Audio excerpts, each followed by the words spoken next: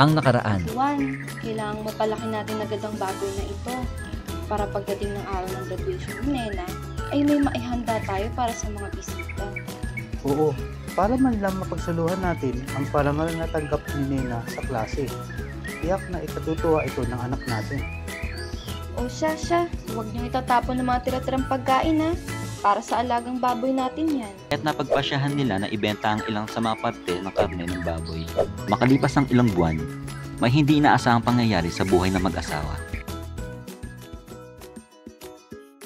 Sa pagbubuntis ni Maria sa ikalawang anak, itinuloy na ng mag-asawa ang pag-aalaga ng baboy at dinagdagan nila ito upang mas maging handa sa panganganak si Maria. Sa kanilang pag-aalaga ng mga baboy, ipinagpatuloy pa rin nila ang nakagawiang pagpapakain ng mga tira-tirang pagkain mula sa kanilang kusina.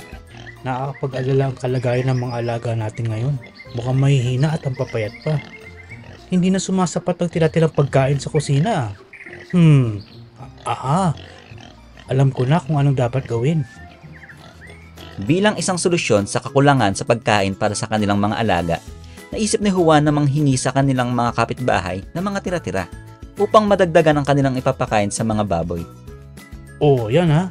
Nadadagdagan na ang mga kinakain nyo. Siguro naman sapat na to para lumaki kayo na mabigat at malusog. Nagpatuloy ang ganitong sistema ng mag-asawa upang mapakain ang kanilang mga alaga.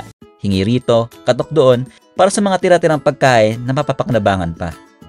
Dumating ang araw ng panganganak ni Maria. Maraming di inaasahan na gastusin ang dumating.